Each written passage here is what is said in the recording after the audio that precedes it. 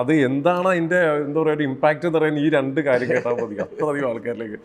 അതുപോലെ പണ്ട് കാലത്ത് പ്രതിഷേധങ്ങൾ അറിയിക്കുന്നത് പല കാര്യങ്ങളും നാടകത്തിലൂടെയും കഥാപ്രസംഗത്തിലൂടെയൊക്കെയാണ്. സാമ്പേട്ടൻ ജയിൽവാസം വരെ കിടന്നിട്ടുള്ളതാണ് ഒരു കഥ പറഞ്ഞതിൻ്റെ പേരിൽ. അന്നത്തെ ആ നാടകം പ്രത്യേകിച്ച് പറയേണ്ട എല്ലാവർക്കും അറിയാവുന്നതാണ്. ആ ഒരു ഫാമിലിയിൽ നിന്നാണ് വരുന്നത്. ആ ഒരു ചെറുപ്പം ഇതെല്ലാം കണ്ടു വളർന്നതാണ് ചേട്ടൻ. അതാണ് എൻ്റെ തലമുറ ഏറ്റവും കൂടുതൽ ഭാഗ്യം ചെയ്ത തലമുറയാണ്. അന്നത്തെ കാലത്ത് ഞങ്ങളുടെ മുമ്പിലുള്ള തലമുറയിലുള്ള ആൾക്കാരെയും നമുക്കറിയാം, അവരുടെ സംഭാവനകളും. പക്ഷെ ഇതൊന്നും നമ്മുടെ അന്നത്തെ ടെക്നോളജി ഇല്ലാത്തത് കൊണ്ട് ഇതൊന്നും തന്നെ പ്രിസർവ് ചെയ്തിട്ടില്ല. എങ്ങും ടേപ്പ് ചെയ്ത് റെക്കോർഡ് ചെയ്ത് വെച്ചിട്ടില്ല. അതൊന്നും ഇല്ലല്ലോ. ഭയങ്കര നഷ്ടമാണ്. നമ്മളിതെല്ലാം നേരിട്ട് കണ്ടിട്ടുണ്ട്. നമ്മൾ ഇപ്പോഴത്തെ തലമുറയിലുള്ള പിള്ളേരെടുത്ത് പറഞ്ഞു കഴിഞ്ഞാൽ അവർ വിശ്വസിക്കില്ല ഇതൊക്കെ ഉണ്ടായിരുന്നു, അങ്ങനെയൊന്നും ഇല്ല. ഏറ്റവും വലിയ സുവർണകാലമാണ് കലയുടെ. ആരെയും വിമർശിക്കാം, അതിനകത്ത് ഒരു തെറ്റില്ല.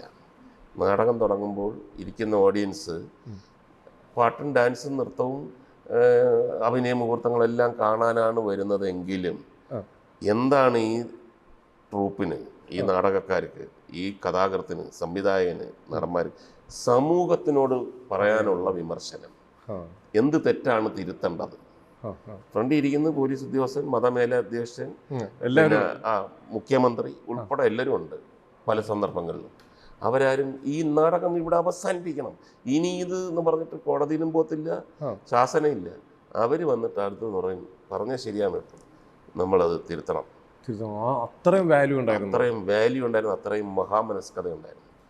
ആ കാലഘട്ടം നമ്മൾ കണ്ടിട്ടുണ്ട്. ഇപ്പം എന്തെങ്കിലും ഒന്ന് പറയണമെങ്കിൽ 100 പ്രാവശ്യം ചിന്തിക്കണം. ആരെങ്കിലും വ്രണപ്പെടുത്തുന്നുണ്ടോ, ഇവരെ വ്രണപ്പെടുത്തുന്നുണ്ടോ? ഇല്ല എന്ന് പറഞ്ഞ് സ്കെൽറ്റൻ മാത്രമാണ് നമുക്ക് പറയാൻ പറ്റുന്നത്. തീർച്ചയായിട്ടും.